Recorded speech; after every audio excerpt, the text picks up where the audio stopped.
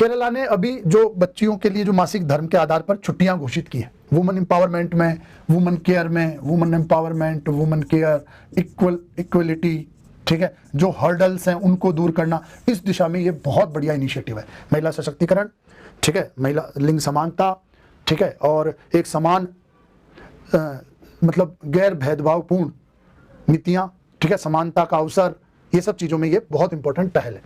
Menstrual leave की है कितनी, 60 डेज इन ए ईयर, लगभग 5 दिन सप्ताह में।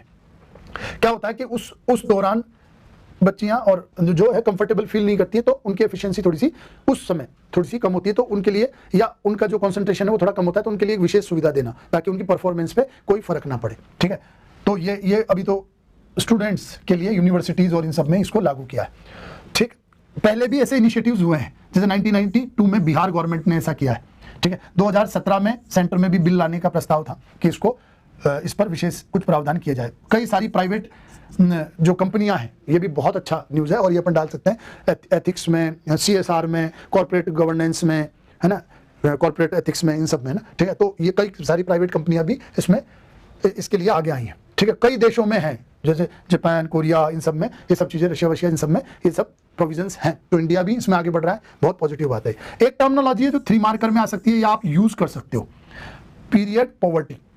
मतलब अगर ऐसा देखा जाए, वैसे तो देवनागरी में पीरियड गरीबी ही लिखेंगे, ठीक है, लेकिन देखा जाए तो मासिक धर्म, जैसे पीरियड का मतलब यहाँ वो है, ठीक है। तो पीरियड पॉवर्टी क्या है कि जो उस मासिक धर्म के दौरान, ठीक है, ये लैक ऑफ रिसोर्सेज और लैक ऑफ नॉलेज, अवेयरनेस, ये दोनों चीजों को बताता है। गरीबी है तो कमी को बताएगा, ठीक, कमी को बताएगा। लेकिन किसका, एक तो ज्ञान और जानकारी, क्योंकि कई बार ऐसा होता है कि इन सब मुद्दों पर डिस्कस करने से बचते हैं या थोड़ा सा हेजिटेट होते हैं, तो वो ज्ञान, उस वजह से वो ज्ञान कम रह जाता है। तभी तो हम लोग जैसे बोलते हैं कि सेक्स एजुकेशन इंडिया में का स्तर बहुत कम है और इसे प्रमोट करना चाहिए। और दूसरा, रिसोर्सेज ही नहीं होते हैं, ठीक है, जैसे रिसोर्सेज पेड्स वगैरह ये सब अवेलेबल नहीं होते, ठीक है, गंदे कपड़े और ये सब यूज़ करते हैं। जैसे आपने मूवीज़ वगैरह देखी होंगी तो वो स्टार्टिंग में अक्षय कुमार का आता है, ठीक है, कि भाई वो बंदा सिगरेट पीता रहता है और क्या आप इस सिगरेट के पैसे से 2 जिंदगियां बचा सकते थे। एक तो महिला की जिन्होंने गंदा कपड़ा यूज़ किया और उन्हें संक्रामक बीमारी हुई, और दूसरा आपकी खुद की, क्योंकि सिगरेट आपको भी मार रहा है। तो इस तरह के संदेश उससे अपन कनेक्ट कर सकते हैं इसको, ठीक है। तो ये टर्मिनोलॉजी आपको कैरी करनी चाहिए,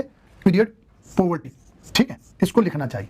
तो ये मेन बात हुई। कहाँ पर हम यूज़ करेंगे, बहुत सारा इसको यूज़ है। वुमेन एम्पावरमेंट, जैसे मैंने कहा, ठीक है, महिला और बाल स्वास्थ्य, ये बहुत बड़ा टॉपिक है, चाहे यूपीएससी में चाहे एमपीपीएससी में, वहां हम इसको यूज कर सकते हैं। ये टर्म तो हम लिख ही सकते हैं एग्जाम्पल के तौर पर, क्योंकि आप लोगों की कॉपीज में और इन सब में एग्जाम्पल्स बहुत कम होते हैं, ठीक है, बहुत जनरल पॉइंट होते हैं, बहुत सामान्य पॉइंट, ठीक है। तो ये हम टर्म्स वहाँ यूज कर सकते हैं। तो ये और ये जैसे इनिशिएटिव्स हम लिख सकते हैं, जैसे महिला सशक्तिकरण में ये कि भाई इस तरह का बिल था, इसको पास किया जाए। केरला का एग्जांपल दे सकते हैं कि इन्होंने ये इनिशिएटिव लिया है, तो हमारी सरकार को भी, चाहे स्टेट की हो, इंडियन गवर्नमेंट, उनको भी इस तरह से आगे बढ़ना चाहिए। और मध्य प्रदेश में तो जहाँ महिलाओं की स्थिति कंपेरेटिव दयनीय है, वहाँ तो ऐसे सलाह दम से अपन लिख सकते हैं और बहुत अच्छा पॉजिटिव एस्पेक्ट उसका